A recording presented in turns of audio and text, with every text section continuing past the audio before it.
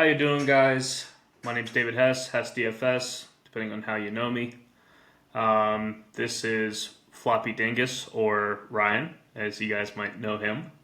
And this is the Slate of Mind, which is the show where we come on and talk less about plays and more so through strategy, roster construction, and just general like GPP strategies that you could use to take advantage of the field and the general certainty the field thinks that they have on certain plays. So how you doing today, Ryan? I'm good. I'm doing better. I've recovered from a tumultuous and not profitable Sunday. I've licked my wounds, lost some more money on basketball this week, and I'm ready for this slate. At least to jump in. I started looking at it earlier today, and I'm interested. I think this is going to be a fun one. I've got to know, man. Sorry to call you out here, but just in the vein of learning, how did you end up with 60% Roma Dunze last week? Okay. So yeah, we could talk about last week's slate. It's funny. I actually ended up. I forget where I landed from a dollar standpoint. It was a slight loser for me the weekend. The reason being is I had two Raiders lineups with Geno Smith and Brock Bowers. And if Trey Tucker had come along as well, I would have nuked and won. But I was able to recoup a lot. But what David's referring to is I had 60% Roma Dunze and 50% DK Metcalf. So Sunday was pretty brutal. We could talk through, I think I'm interested in your thoughts on it. Looking back on it, I know the reasons why I made that. I still feel like those were correct plays, and that just didn't run out properly. But do you have any thoughts on Roma Dunze gate? Yeah, so I was talking to our friend Trey about a recap, and I pretty much said like from a place of I coached this guy. I can't understand how he ended up at 60% Adunze. And that's mostly just because this is something that I've spent a lot of time this year, and it's actually why I thought it was worth bringing up, because I've definitely done it in the past. I've gotten better at it, I think, recently. And it's that I try to keep my high exposures to like players that I'm like really certain about. And that's not just like, oh, I think it's a good GPP spot. Like earlier this year, I played like 55% Jordan Mason because I felt like he was being so overlooked by the field that I'd like go way over on him. Even though like Jordan Mason, like in a vacuum, needs like 100 yards and 3 touchdowns to do anything particularly well. And so I think the biggest thing is just like something that I've practiced a lot in hand building, to your credit, by the way, which has helped me a ton, I think, in the last couple of weeks, has kind of allowed me to get better at this. But it's more so just like really hedging your bets and taking like the for sure thing. So like I had a couple of guys last week that were pretty high exposure. Kyle Manungai was one of them.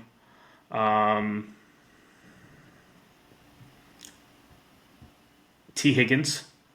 I played like a good bit of T. Higgins and just like the cheap pieces of that game. But something that I just think is really interesting is actually in the show last week, I told you that like I really liked DJ Moore and Colson Loveland.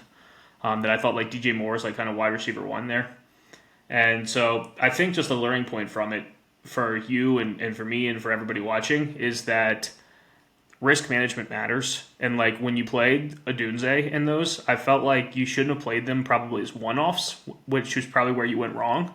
Adunze should have stayed within the game stacks there, because he needed like a certain outcome. It's like, I will say, him getting 0 points on like 90 points scored is like the worst variance of all time. Like the literal stone cold worst variance. Adunze killed 3 of my good lineups, by the way. I had like 25%.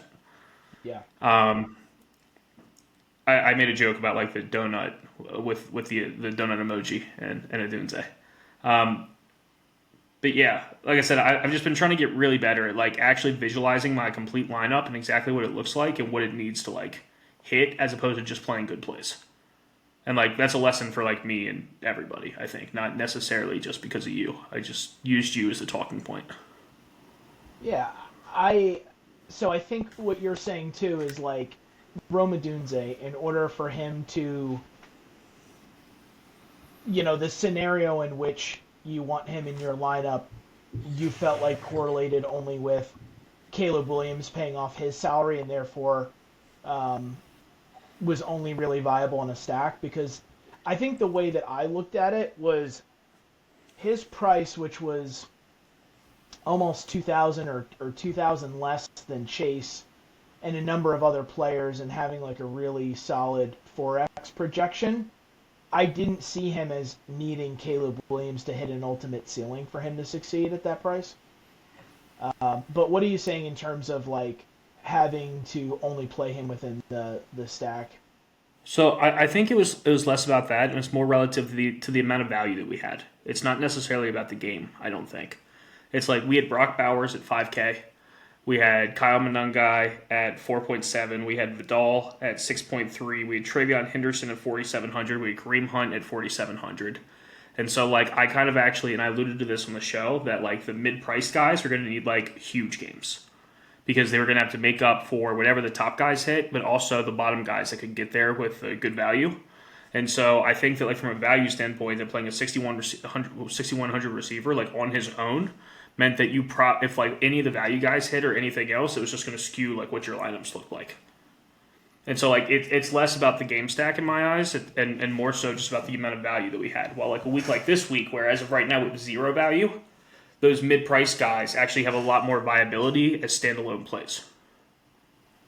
So because there was so much value targeting the mid range where I needed higher ceilings, you felt like was a little bit of a slip there. Yeah, that was like the hard gamble for it for me. It's like I Okay. said, like I like built most of my lineups. My three big exposure players were Brock Bowers, Kyle Monangai, and then Vidal.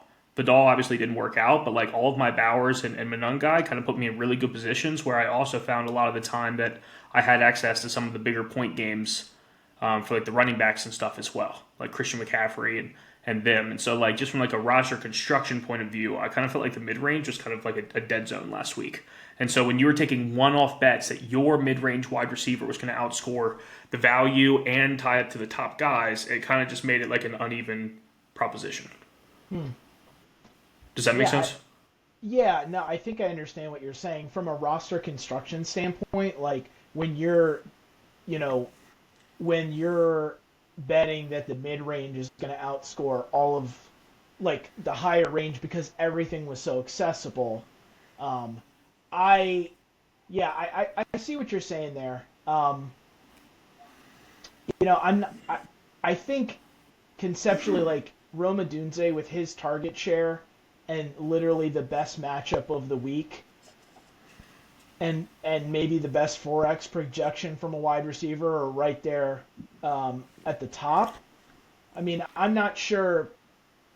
Um, I mean, I thought it was an incredible play from a projection standpoint, from a game environment standpoint.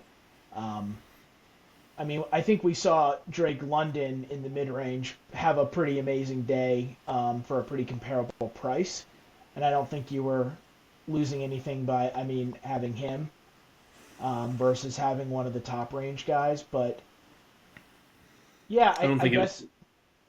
Mhm. I was gonna say I don't think you needed him to win most contests though. And also, it might have looked different too. I think one of the big things was the Puka injury, right? Because like he was on pace for like 38 fantasy points, right? And then like he gets hurt and it kind of skews things. Like I said, I don't think that there's wrong plays in a vacuum. By the way, I think as long as your lineup makes sense, it's good. The biggest thing is like constructing lineups that have a story and like has something that you're doing, which you definitely do. By the way, like I said, just as a lesson that I had to take this year, it was like more just thinking through by playing what you do, what you're losing out on. And so, especially in these like lower single entry contests, I think one thing that I've been really working on is just like build a lineup to beat. I'm not taking any huge risks, not really. Especially in these like lower entries, because other people, might have taken on a Dunze in that. And just to tell for the people, like I built an overstack on that game. I played Flacco, Chase Brown, or not Flacco. I had Williams. Where's it Flacco? You had I had you had Williams. both stacks. Yeah, I think on this one, though, is Flacco. I had Flacco, Chase Brown, T. Higgins, Monungai, Loveland, and DJ Moore all together on one team, Yeah. with Puka Nakua and Kareem Hunt to round it out. And that was live. I ended up finishing 12th, I think. And so I believed a lot in that game for sure. But when I was building this week, something I spent a lot of time on was that I felt like we had so many plays that we were sure about. I mean, even on hindsight, Vidal was probably not that great of a play because he doesn't really catch passes. So we have plenty of guys that catch passes. But in those smaller field, I don't feel like you have to take the gambles like that. I mean, you can within game stacks. But we knew with pretty good certainty that some combination of Monungai, CMC, Puka Nakua, Parker Washington, Brock Bowers, that those 5 were all pretty relatively high floor plays that also had a ceiling. That's what I'm looking for. High floor plays that also have a ceiling when Adunze is literally 3 or 30. Yeah, I think that's a fair criticism of the amount of for Adunze in his play. I think the other thing that's probably a little bit of a leak of mine too is getting a little bit excited when I perceive an edge, and then not managing risk well. And I've mentioned that on this podcast before. I'll take stands where I'm okay, I'm not going to have any of that 30%, 40% owned player because I think he's bad chalk. And being ending up 60% and then 50% on DK, was just a lot of risk to take on, without as high of a floor. How many lineups do you think that you had those two guys together? Adunze and DK. Yeah, maybe a quarter. I mean, part of the lineups that I game stacked Chicago, Cincinnati a lot, so I had different combinations with Rome Odunze in there. I was not afraid to play Monungai with them, but then I played Pittman and Warren with DK in secondary game stacks. I mean, I really liked that game to go over, be a really, high scoring game. I didn't, so that was, I wasn't necessarily purposely pairing them together, but there was probably a quarter of my lineups that overlapped. Yeah, I was just curious because just so you know, DK Metcalf was my third highest wide receiver last week. Yeah. And so I also played DK Metcalf, but I didn't play any Rome. So just real quick, and then I kind of want to talk about some of the wins we hit last week as far as just what we talked about, and then we'll move into this week. Yeah. But just for comparison's sake, where obviously I'm not perfect either. I had Jamar Chase, Puka Nakua, DK Metcalf, Pittman, Tucker, Brian Thomas, DJ Moore, PJ Washington, and T Higgins were my receivers over 20% last week. In order. And so kind of just what I mean, and just kind of like I said, something I just really wanted to get through because I focused a lot on it this year. And you were kind of talking about how I've been live almost every week this season, and I have, and it's not because I feel like I'm playing better. It's actually just because I feel like I'm playing less stupid than I typically do. And so a lot of those players that I just kind of wanted to talk through were guys with relatively high floors, where I sprinkled in a little bit of upside. And so I actually think the biggest thing that I just as we talk through this, and because I want to make sure that I get the correct point across to anybody else or you really, where I don't want to I don't think Adunze was a bad play. I don't think Metcalf was a bad play. But I think with the amount of certainty we had, you almost certainly didn't need to ever play them together. Mm-hmm. And definitely not at 60 and 50%. It was a lot of risk to take on. But I mean, how about that Las Vegas Jacksonville game that we hit on for a good amount of time last week? Yeah, I mean that was something you turned me on to. I definitely didn't come into the week thinking I was going to end up with a lot of Las Vegas exposure, but that was my best performing lineup by far. And it's funny. It's the reason I didn't get first place because in my particular lineup, I didn't have Brock Bowers, and he went off for 50 points and buried me. Well, my lineups were finally catching up, and I had one end in 7th in the late slate. I didn't even mention it for a while because I just felt bad because your Puka injury, and then Bowers just going absolutely nuts. Yeah, I mean I was in 3rd place with Puka Nakua and Kareem Hunt both sub 15%, with nobody above me having either one, and somehow finished 13th. That was kind of a crazy run out. I mean, Puka to get Puka at 15% like that and have the offense producing the way that they were, it just Devontae bad Adams also variance with caught his like three injury. touchdowns. So, What's that? you know, I said Devontae Adams also caught like three touchdowns or two or whatever. So, like, it Yeah. literally, like, just the worst. Had one of those touchdowns went to Puka to finish in third. Well, the Rams are going to be an interesting talking point this week. They're pretty expensive, but they're also facing the Giants, not the Giants, the 49ers, and have a lot of implied passing touchdowns. So it's going to be interesting to see how we handle that this week. I mean, let's just go ahead and start it there.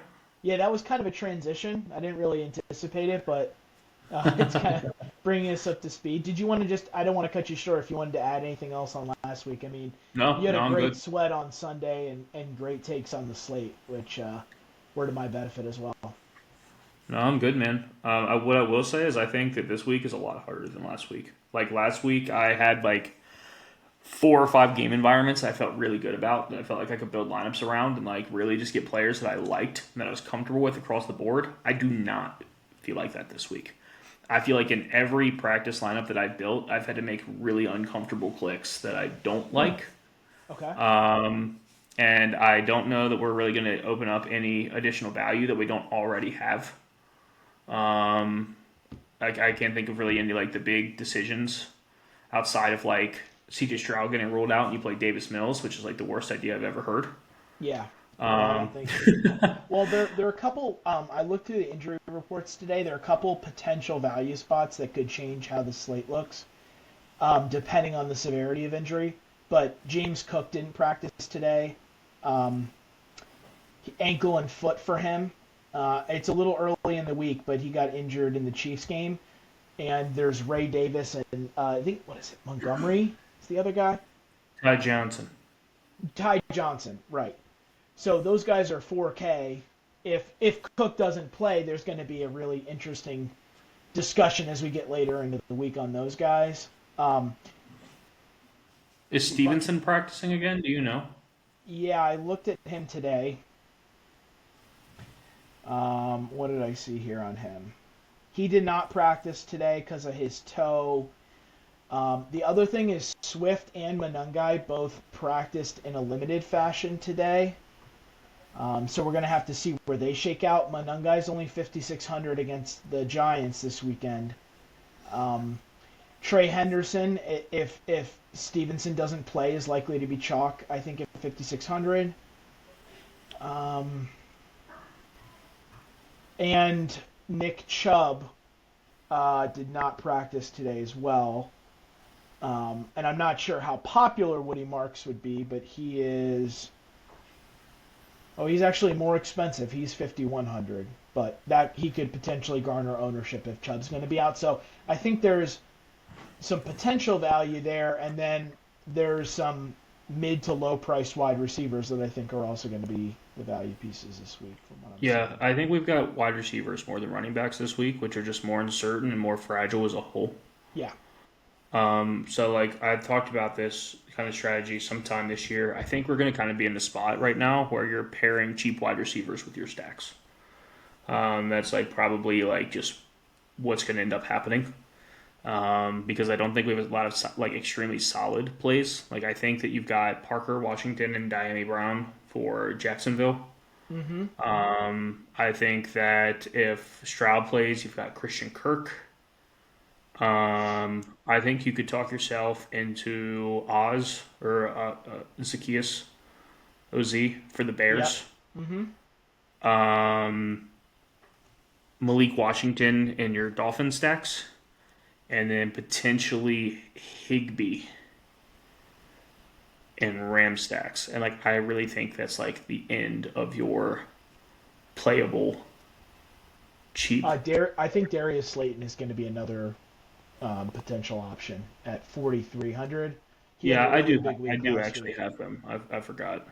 I will say there's one really interesting player that it would be just like a huge I know ball risk, and so I'm not saying that you should do it right this second, but I think Traylon Burks at 3K on the Commanders is semi interesting. Okay. He was moved from the practice squad to the actual roster this week, and he had one target last week. That was a toe tapping 14-yard catch out of bounds that I think could have started developing trust.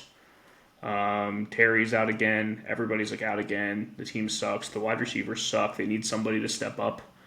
And so like it's something I'm monitoring throughout the week to see like what they say, like press conferences and everything. But like Okay. Traylon Burks at 3K would open up a ton if we thought that he would even get 5 or 6 targets. Well, I think that's an interesting thing to start thinking about. He would definitely be a riskier play given the level of, like, even with coach speak, he would be high uncertainty. But the opportunity cost at 3K isn't that high. And my early week, I mean, I have a lot of interest in Lion stacks again. So I think adding some correlation of those might be, and particularly for how expensive the Sun God is. Um, You know, it's interesting that's where you ended something. up because my favorite stack of the week are Washington stacks.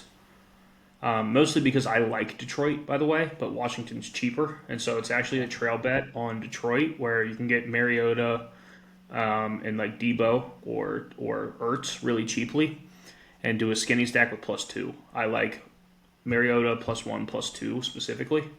So coming back with like Amon Ross St. Brown and Laporta or David Montgomery and Jameson Williams. I think there's a lot of really interesting things you can do with that game, and it's just a lot cheaper an approach to take it from the Washington side. Yeah, although they did, Jared Goff's priced down at 5,900, and Laporta's still hanging at 4,400. So when I started just building a little bit and looking at it, I didn't feel like they were as prohibitive from a pricing standpoint. But what's Mariota? How much is he priced at? Low five He's Ks. 5,300. Yeah, and he runs. But like I think what's cheaper is the wide receiver one. It's like you can play Debo wide receiver one at also like 5,800 or 6K instead of 8K for Amon Ross St. Brown. What do you think And about then Gibbs Paydirt? is also 8K. Yeah, I think the harder part with the Lions is knowing who's going to get the ball, who's going to get the touchdown, where's the touchdown equity for that team, and they are so I really like expensive. David Montgomery this week. Why? So that's like kind of just ahead because if we've paid attention to the Washington games, they got blown out by 21 plus points in 3 straight games. Yeah, And we've seen that when that's happening, they'll switch to Montgomery and kind of just like hammer out the end of the game. yeah, And so, like, if I think that David Montgomery will get 40% of the carries through 3 quarters and then 100% in the fourth, he just gets really interesting at 5K. yeah. I like that. I think if you're going to run a Washington stack, like pairing Montgomery in there too, could make a Yeah, lot of I really sense. like the That's idea of just Montgomery plus Amon Ross St. Brown on the other end. yeah, highest ceiling, highest floor. With both Laporta and JMO, I think that's another lower floor play potentially, especially for Jamison Williams. But Sun God's pretty steady regardless. I mean, he was 3 yards away from being an even better play last week. As you and I both painfully know, he had 97 yards, not 100 yards, and he didn't get that touchdown. I had the same problem with Puka. Puka ended at 95 yards. Yeah. So, do you want to talk a little bit more macro? Like, I know we kind of just zoomed in on that game. Are there some other environments that you're interested in, or that other concepts from the slate? Honestly, not really, man. Like I said, like I think there's 2 really good game environments in this slate, and then you have like 4 to 5 that you could talk yourself into, but it doesn't mean they're good. And so, like, I like the Detroit Washington game, and I like the Yeah. Chicago New York Giants game, and I think those are the only 2 high confidence games on this entire slate. I was a little bit And more the optimistic when I looked at it. I'm pretty interested in the Rams 49ers game. That's a little bit more challenging from a pricing standpoint, but that's lined at 48 and a half, I think. Um, Yeah, I think the problem, and I talked about this as Kansas City and Buffalo, is that the San Francisco defense is performing really well again. the San Francisco defense is performing well. Yeah, and the Rams defense is great. So the San Francisco defense is getting better. It's not great. So like right now we have a good matchup on quarterbacks and wide receivers for the Rams. It's a death zone for tight end and running back. But on the other end, for the Rams side, is that like it's bad across the board. And so with the Rams being so expensive, do we think you'd have to almost build that San Francisco would be able to put up a fight? And I don't know that they can. Okay. Yeah, I think I looked at it in a little differently. I don't think the San Francisco defense is really good right now. I think we both know they've been hit really hard by injury, and I think there's going to be a perception that they're still like I don't think the market's caught up with how bad they are because last week they played the Giants and the Giants just aren't that efficient of an offense. But they also gave up 29 the week before to the Texans. I just think I think there's a potential that they look a little bit muted because of the Giants' inefficiency last week, and we could see a potentially higher scoring game. I mean, the Kyle Shanahan offense always puts up points of some in some way, and I think the Rams are really going to drive that game. See, for me, I have a lot of interest in Adams and pretty much nobody else. Okay, why Adams only? Well, I think that Puka has a chance to miss, and if he does, you could play the cheap wide receivers probably. But to me, that also like Adams right now gets all the red zone work. He has the most end zone targets of any wide receiver in the entire NFL football league. And so like then if you also think that he picks up Puka's targets 20 to 20 as well, then like he's just underpriced by about $2,000. So like I have a lot of interest in Adams. I think Adams can get there even if the game doesn't shoot out. I don't feel like that for the other pieces, especially Stafford. Stafford needs 300, 350 yards and 3 or 4 touchdowns to get there. So like if the game does not shoot out, Stafford won't get there. He just won't. Yeah. And so this is kind of what I mean. It's like I think there's a bunch of okay spots on this slate, but like last week we had like 4 legit like these could all shoot out. These are awesome. Yeah. We don't really have those this week. Just so you're updated on Puka, McVay today said that the imaging on his ribs came back negative, so he doesn't have any broken ribs, and they are expecting him to play. Cool. I don't know how reliable McVay is, but I just thought I'd mention like I that. said, I have interest in playing a Rams receiver, but I wouldn't want the stack. I think from a pricing standpoint, you can't play them together. You sort of have to make a decision, and if Puka was out, that would be a much easier decision. Adams would be good chalk then. One other thing that I think is interesting there that I'm kind of hoping gets overlooked is Jawan Jennings, but also Still Pearsall 40s. comes back this week. They're expecting Pearsall didn't Pearsall to play. practice today. Oh, I saw 2 days ago they were expecting him to play, but if he doesn't, I'm cool with that. Jennings is still good. Okay. The matchup for CMC is absolutely horrendous. The matchup for Kittle is also relatively horrendous. Okay. And like I said, and I kind of liked Higbee, but like the matchup for him is also horrendous. And so like I have like the matchup matrix and everything. Just so you know, the whole board is yellow and red except for Stafford and the wide receivers on both sides. Right. And so in that And case, I was just gonna say, and the PROE is low for both. So pass rated over expected is like it's like below average to terrible. So like I think there's a good shot, especially if this game gets popular, that like it's more of a defensive battle where like we could have, especially Puka. I'd have a lot of interest in Puka still because if it is a defensive battle, he'll still rack up catches and yards. He doesn't necessarily need it to shoot out because he doesn't need touchdowns to get there. But like I think like that game is just it has a it's a interdivision game. Like I think it's a really good like we could see a low scoring defensive game. yeah, I think I agree with you. Like when it's a division game like that, there's familiarity between the opponents. You tend to see less production. And I think I'm hanging on a little bit to my assessment of the 49ers defense. So, I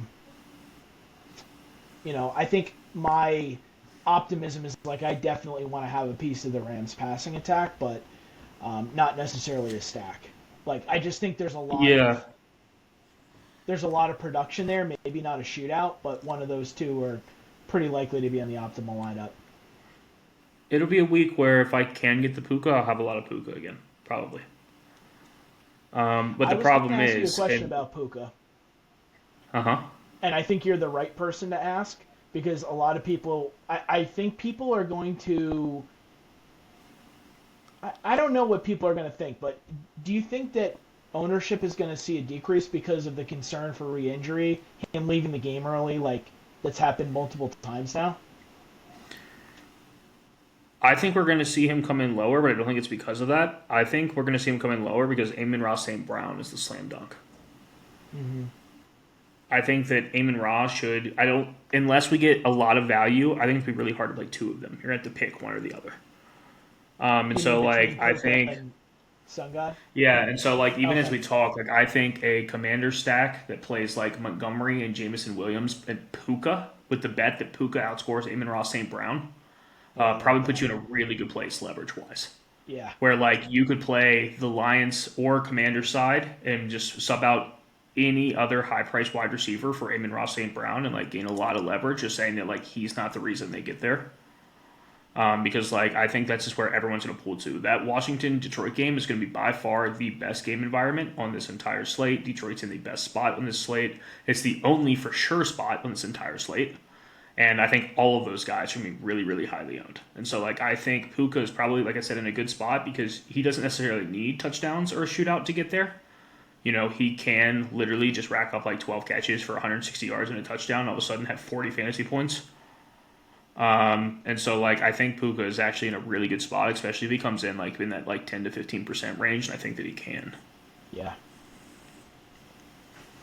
Cool. And if that depresses ownership, that people's fear about it, and we want to take on a little risk there, I think the upside is definitely worth it with that matchup. Yeah, I think the Wanted to, problem with all that is just that most people now operate directly off of projections in Sims. They're so readily accessible that like I think in the past that would have happened, but I right, don't think that it will anymore because everyone's got $20 projections from somewhere. right. It's limiting people's bias, Um, but you can find ways to take advantage of that too. yeah, like I think that so the field's gotten sharper and sharper and sharper, but also the really cool thing with that, and I've talked about this a lot. I was just talking about with James. It's like I've actually switched to where I don't use projections at all. And Yeah, it's actually just because with the projections and everything, I have such a good feel for what everybody else is going to do. Before you right. had to split it, like these are what the projection people are going to do. This is what this person's going to do. Like I know what everybody's going to do, and so like I can now my all of my decisions are just based off of what everyone else is doing and how I can leverage those situations.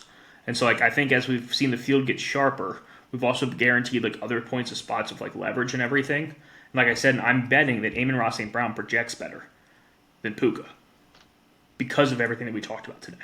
And if they think they can get Amon-Ra St. Brown for $500 cheaper and get the same production, we know where all the ownership will follow.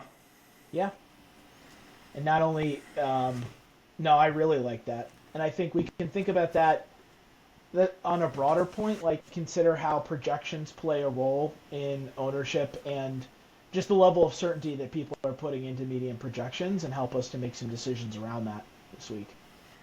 And I think another place that's going to be very highly owned and very highly projected is James Cook if he plays. And I wanted to ask you your thoughts on the Buffalo Miami game because if I'm not mistaken, they have the highest total on the week at 52. Um, and it sounds like people might be feeling like Detroit and Washington is the environment they want to target more. Name the pass catcher on the Bills that has over a 19% target share. Does one even exist? It might be Dalton Kincaid if it's one. There isn't. It was a trick question. Right. And so like it just makes it totally useless to play them. Because like you can get Josh Allen right, but congratulations, the rest of your stack is completely useless. Mm-hmm. And so like I almost feel like I just X them off every week. Um, because I mean it's the same thing as like Jalen Hurts a lot of the times. You know, throughout all the years, you knew that you could get 30 points from Jalen Hurts, but what did it mean if his wide receivers all had 10? Yeah. Um, Well, I so think I think James the Cook is interesting going to be side the is own side of this game. yeah. So I actually think Miami stacks are interesting. I have a number one favorite play on the entire slate, and it's Devin Chain. And so, like, I don't think it's insane to play like Tua, a Chain, and Waddle with James Cook, even if James Cook is chalky. Um, Because the Miami side's not going to be.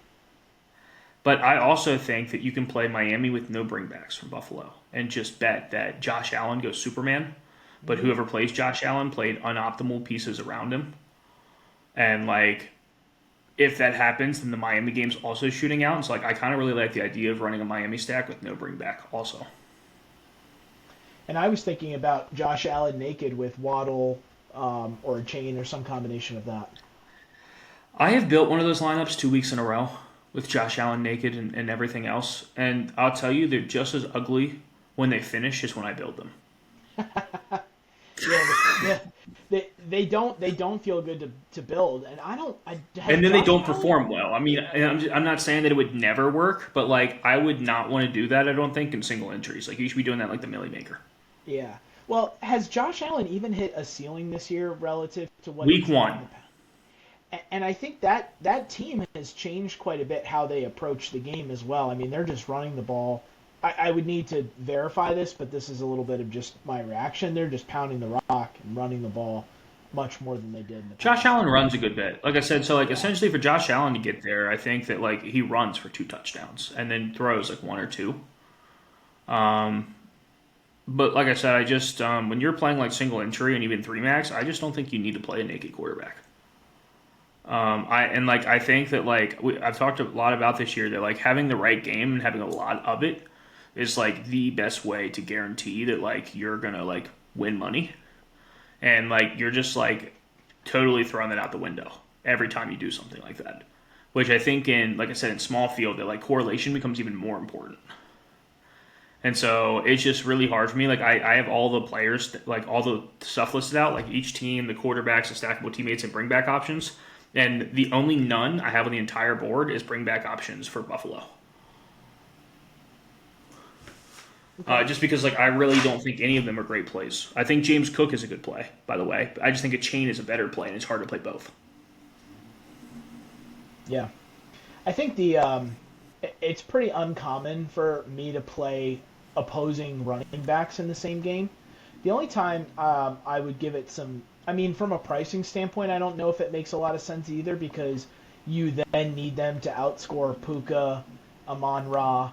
With limited value, you're sort of needing, they're competing directly against the highest wide receivers. And it's like, you'd need the wide receivers to all sort of fail in order for that to make sense because that's where you're spending your salary. Um, I do think a chain is a really good look this week too because of just how involved he is in the passing game. Like He's actually people, wide receiver one over the last 4 weeks.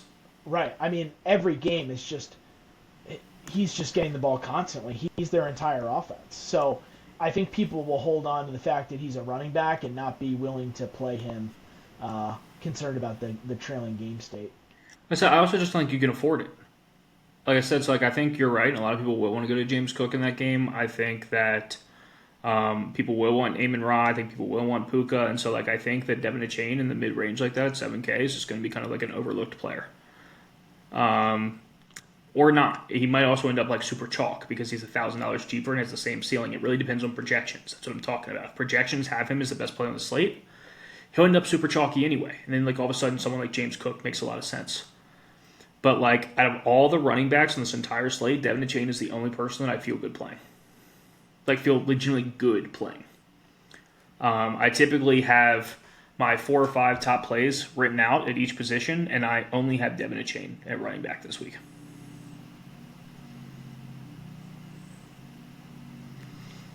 It's funny from it looks pretty comparable. James Cook and at least early and a chain's ownership. It does look like he's going to get some ownership, but um, he has a better 4x projection significantly. I'll tell you, I think my favorite slate, and I'm curious to see if it ends up being popular or not, or my favorite stack is Baltimore. I think because everybody wants to play these expensive wide receivers and stuff, that we can kind of get in a good spot where just like before we talked about the QB wide receiver matchup that the Rams have, Baltimore also is in the same position. And I think that Bateman has been a big part of the offense every time Lamar plays, but he hasn't played in so long that people have kind of forgotten that. And he really didn't have a big game. So like I think that You can play like Lamar, Bateman, and Flowers, or Lamar, Flowers, likely, something like that. And it's really interesting.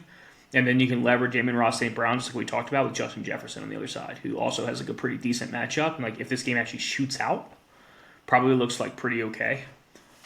And so like I actually think that from a GPP standpoint that's been my favorite game of like what I think could happen and what could shoot out that like might get overlooked. I'm really interested in that. Lamar against the Blitz, Flowers at 5,600.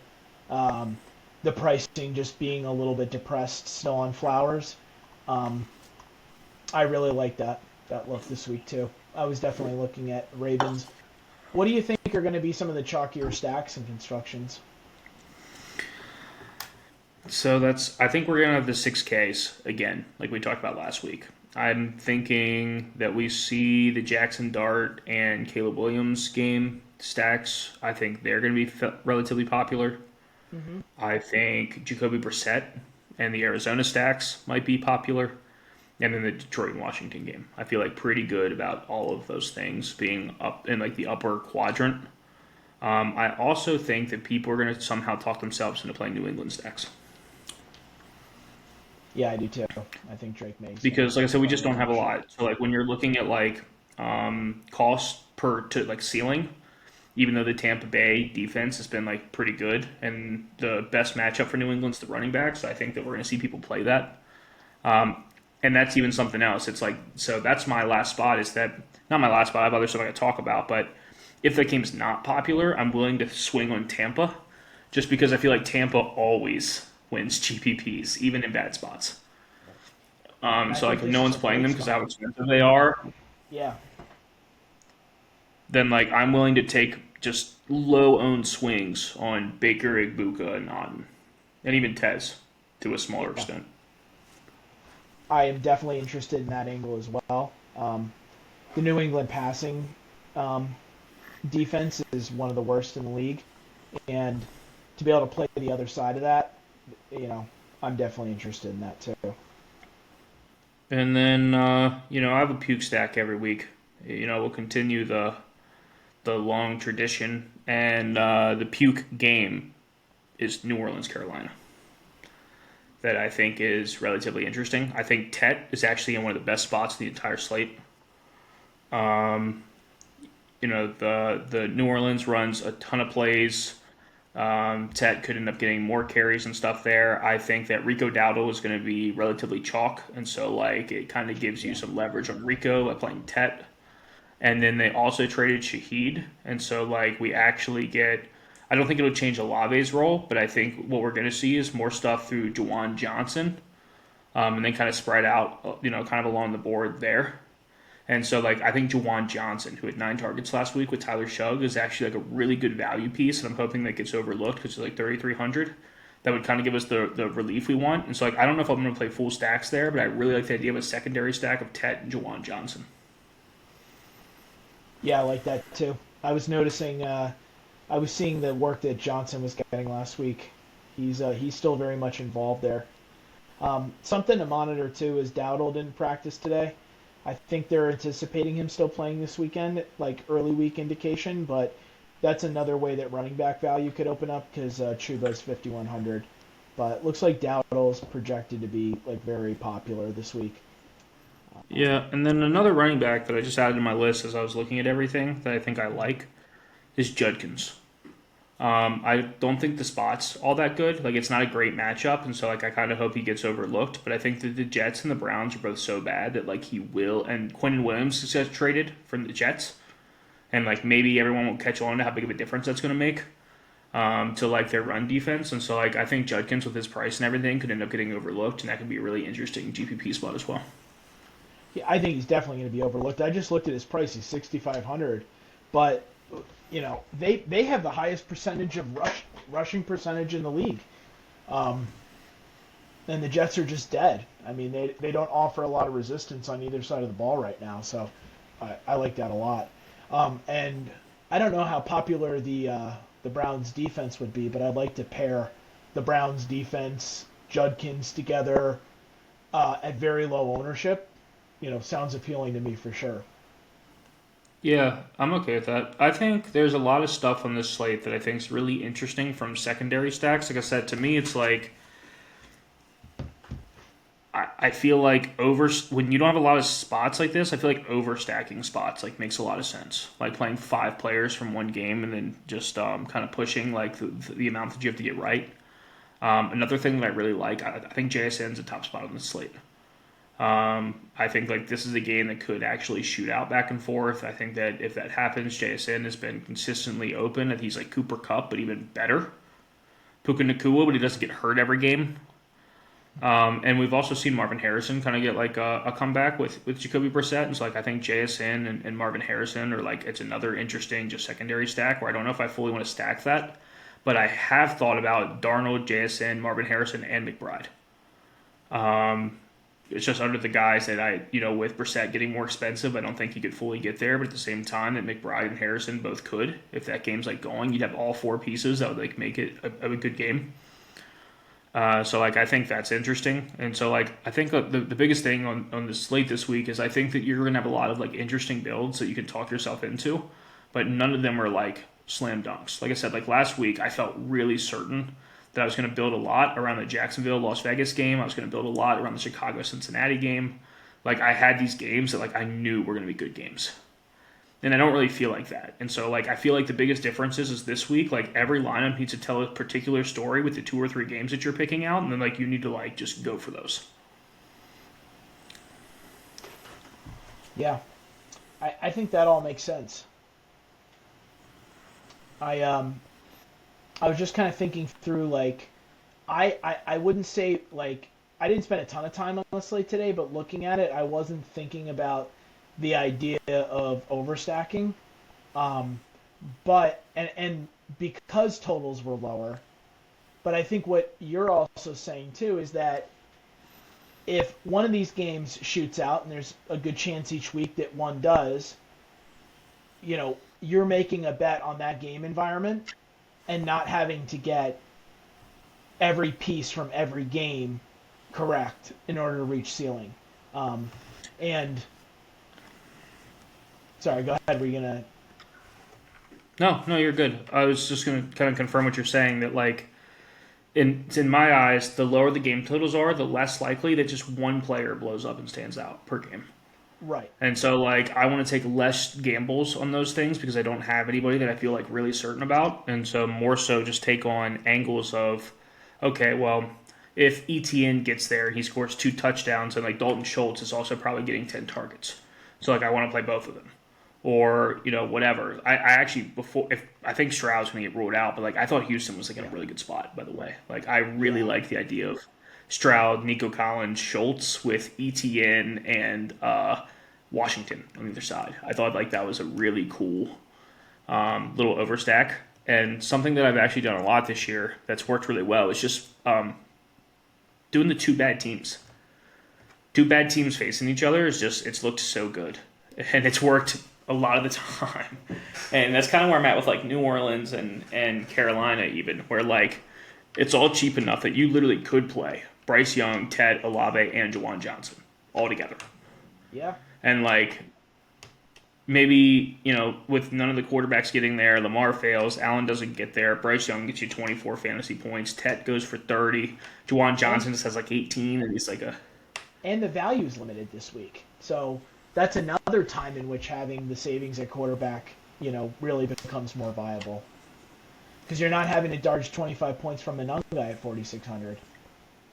Yeah, I mean, if everyone's going to play the middle ones again, I'll again probably play a lot of cheap guys and expensive guys at quarterback and just find my value in any way I possibly can. I think something that's really interesting this week from a build perspective is building balanced lineups where you like, last week I played stars and scrubs, and a lot of people were playing balanced, where like they were playing like Like one or two 6,600, cheap guys with, huh? like people that played 6,600 Roma Dunze. Yeah, but like I talked you through that one lineup that I told you where I had Puka Nakua, Bijan Robinson, and Christian McCaffrey on the same lineup. Yeah. With like a good lineup. It was like a Trevor Lawrence, PJ or Parker Washington stack with Brock Bowers. And obviously, like that didn't do it because I think it was like Puka got hurt and Bijan had an okay game, but like not an amazing game or whatever. You really kind of like need a Manung guy or whatever. Yeah. But like that's just kind of what I mean is that when the field gets set on a certain build, and like I said, I think we kind of see it this week where our chalk is really some of these like cheaper wide receivers. I think you can kind of play like a 6K quarterback with two relatively mid-priced running backs, like some combination of like Rico Dowdle and Devin Achane, if you want to say that, and then Yeah. someone like Parker Washington or Booty's hurt, so like Demario Douglas, people might talk themselves into, or Slayton, like you said, within that stack. Some of those guys, I Parker think we'll see, Washington. and then like yeah, and so it also won't end up in like lineups with two or three studs. It won't end up with high priced quarterbacks, and so like if you could build lineups that give you a lot of like equity and putting up scores that are out of reach of the middle class guys, it's kind of like I think how you can take advantage of the builds this week. And I don't know exactly what that would look like or how possible that is even, but like that's just where my head goes right away as we like talk through this. Well, I've seen it bear out in results. Like I was telling you, my Falcon stack, Gino last week, Brissett. These are some of my best performing lineups, and I haven't won anything with those yet, but the floor for those are really high. That when you get some production from some of those cheaper game environments to go along with the floor that McCaffrey, Puka, and Bijan offer you, particularly on weeks where there's so much fragility around the value, I think is a really good way to go about it. The other thing too, I think we looked last week. I mean, I was thinking some about Darius Slayton because he popped for me in the projections, and I was thinking about Parker Washington and some of these 4K wide receivers is just the difference between a 4K running back who's going to get 25 touches and the difference between a wide receiver that's going to get 7 or 5 targets with a lot of air yards has just a wide range of outcomes. And so if the field is going to put a lot of trust in them, I think that's another reason that I'll want to maybe shy away from that and get my value somewhere else. Do you remember last week the roster construction that I said if you did it, you were a donkey? No, I don't. It's two tight ends. This week, when nobody's playing two tight ends, all of a sudden I like it a lot more. I'd be happy to take Juwan Johnson and Dalton Schultz instead of those cheap wide receivers that we have no idea what that looks like. I think that's another thing where like you could play two tight end this week and it's at least relatively interesting. I think the top of tight end looks pretty not awesome this week. We don't have a lot of the guys that have. We have McBride, I guess, but outside of that, we really don't have guys that have like popped off. But I think Fannin, Ertz, Otten, Theo Johnson, Juwan Johnson, Dalton Schultz, Mason Taylor, and Isaiah Likely and Tyler Higbee are all like playable tight ends from 2,800 to like 4.2K. I'm going to push back a little bit on that idea. Is that the ceiling for those players is pretty limited, and I think there's a lot of fragility. Now you're not eating the ownership that goes along with it, but I think that's a lot of things to have to get right when I'm rostering two cheaper tight ends, where I'd like to just pair them in my stacks and potentially save money at other. I think that's playing them for the wrong reasons. I would play them because they're high floor options. And by playing two of those, I think you could get access to two of the top guys that most people can afford without taking on the ability of 0 points. And so because everybody's relying on cheap wide receivers, their floor is lower than the tight ends. Their ceiling's higher for sure.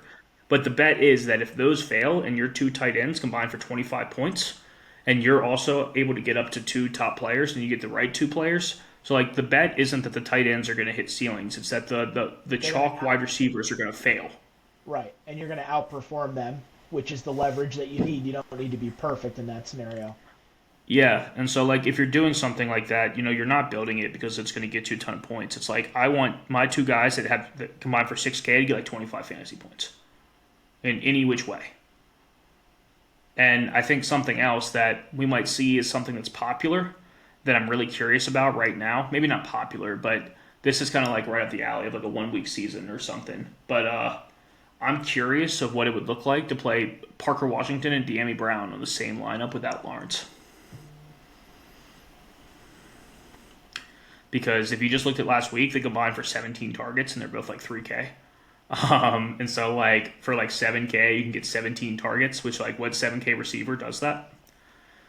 And Yeah, again, no, just kind of like that's a high floor kind of thing where like you could probably yeah. just play them both, get 17 targets, combine for like 30, 40 fantasy points, have a higher floor because they're more linked, and then also still get up to some of those players. So like I think that's something that I think actually might like have a little bit of leg room this week to do.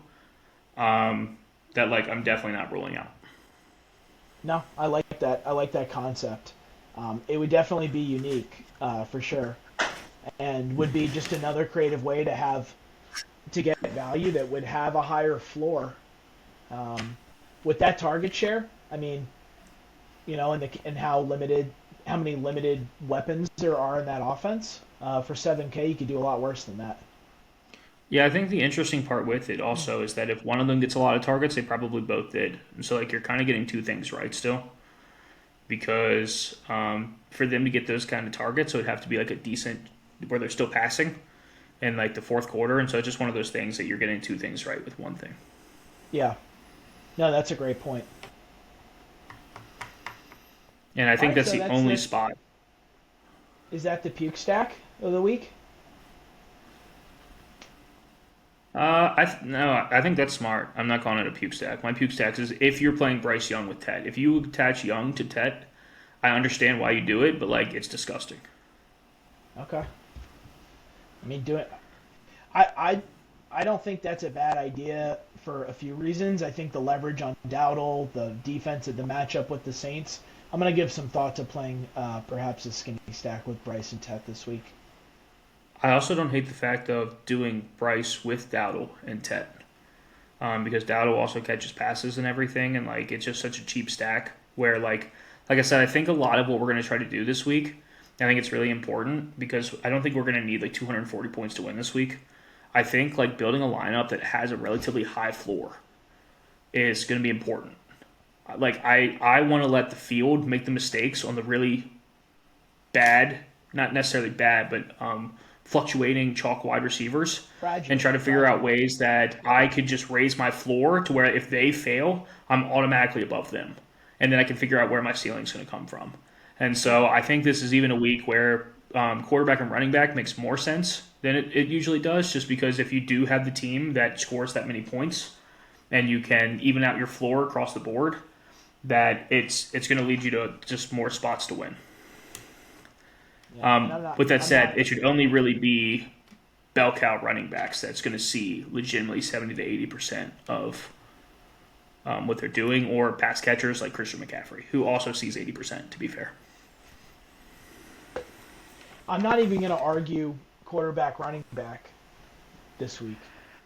It's Yeah, gonna like I said, be. this week's just so hard because like I think having a high floor, I think not making mistakes is more important this week than like having the right plays.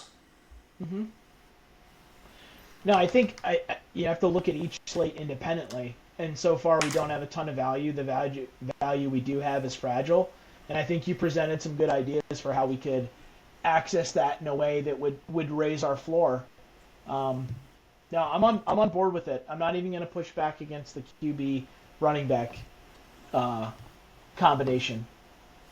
And I just to actually be want to clear, see. in this the spirit of full transparency, I did play a Chicago Caleb Williams with Kyle Monangai lineup last week. And I feel like I just need to be honest about that with the people that are viewing. That would have won. If I would have done that, if I would have played Monungai also in that stack, I would have won. Instead of Chase Brown, I would have won. Well, I've been trying to get you to run quarterbacks and running backs together, but you just don't listen. Hey, I will I don't think say, we do it enough, but if you've made it to this far in the video, thank you for listening to David and I. Um, I want to just ask also if you're watching and still tuning in to please like the video and drop a comment on what your early leans are for coming up on this week for NFL. Man, I'll tell you what. I just built this out, and I think it's really cool. It's Lamar stack, so it's Lamar, Bateman, and Likely. I had to use Likely because I needed all the receiver spots, unfortunately. You could almost just probably run a skinny. Okay. But with Washington and Diami Brown, like we talked about, and Justin Jefferson, and it allows you to play both CMC and Gibbs, Cook and Gibbs, Cook and CMC, essentially the top running backs that should have decently high floors with ceilings still. And so, like, I actually think the idea of both Jags receivers, even with like a really expensive stack like that, is going to turn out to be really good.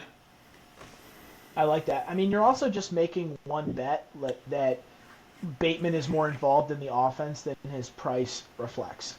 It doesn't have to be perfect. I mean, I'm not as interested in playing Likely. I think it's a little thin, but you're You can just play Andrews if you wanted to. You have the cash for it. yeah. The problem just is that if you want to play Justin Jefferson, you can't eat Flowers and Bateman. Right. So, like, whatever stack you play should just be included in the tight end, really, or have a running back. But I think that's the last thing that I'll kind of cover is I don't think a lot of people are going to pay up for running backs this week.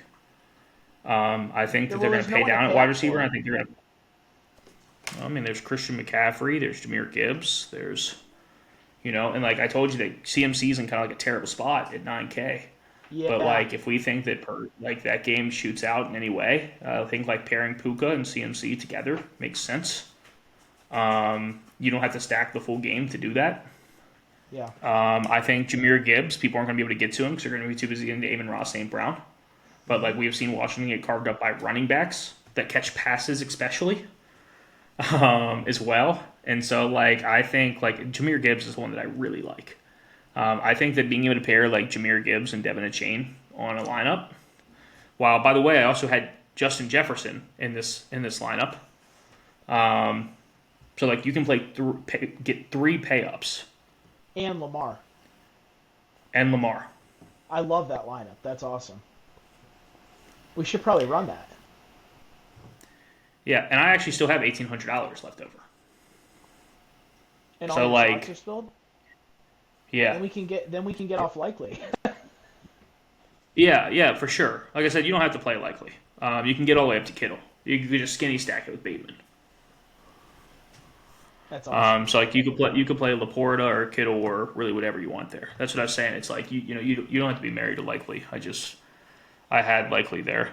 But yeah, I think the idea of playing Parker Washington and Diami Brown together, which like now that I'm looking at it, it's 8.4K to play them both.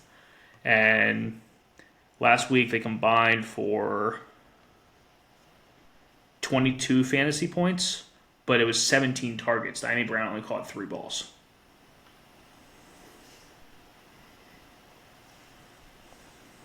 I think it's interesting. I think the matchup scares me with Houston. But from a pricing perspective, it does allow you quite a bit. Well, I think something else that's cool here is I don't think you necessarily have to play the two of them. Let me see how much he actually costs before I say this. Yeah, you could play one of them with Christian Kirk also.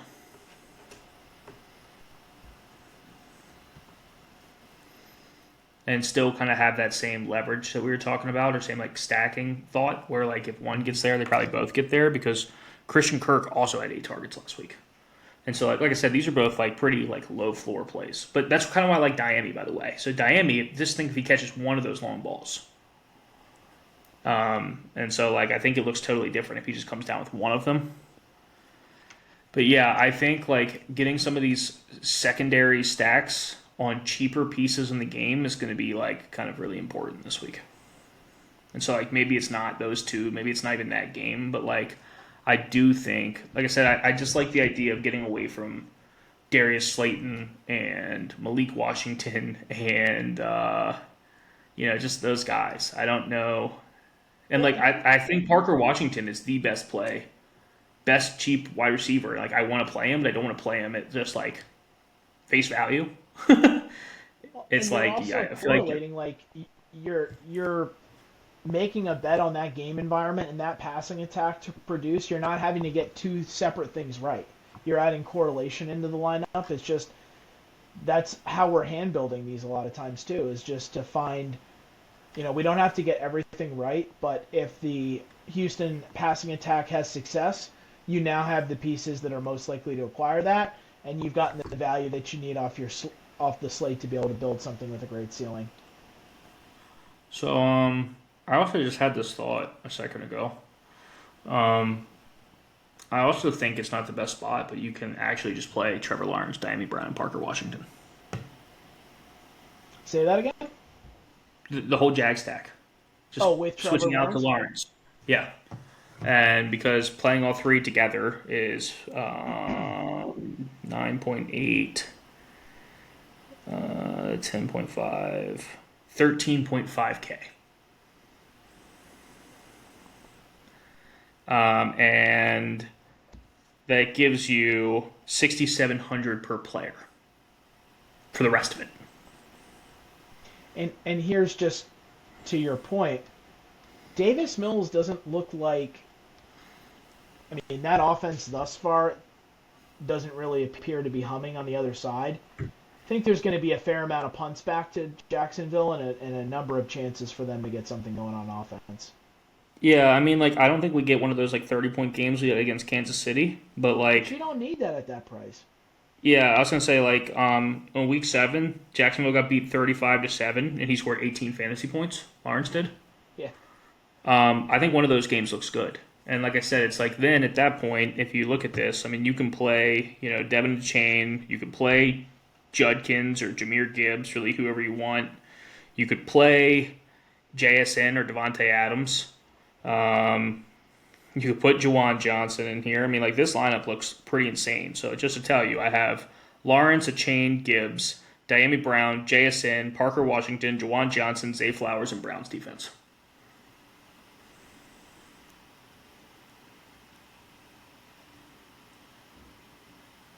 Did I lose you?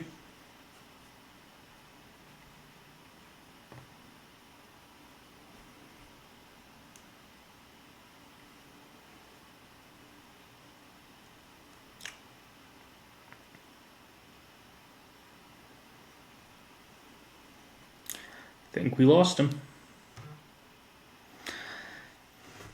All right, guys. Well, Ryan crashed, so I am probably going to wrap it up there. But yeah, I mean, what I'll end it with is I think that we have a good week to get different, to not be afraid to stray from the field, to really just lean into whatever you like and build it out in the way that you think makes sense in an overstack or really whatever that looks like. And just don't be afraid to be different this week because we don't have a lot of certainty, and the people that think there's certainty are going to be people that end up making mistakes. So thanks for hanging out with us tonight. Thank you for checking out the video, supporting what we're doing. Good luck in week 10, and I'll see you next week.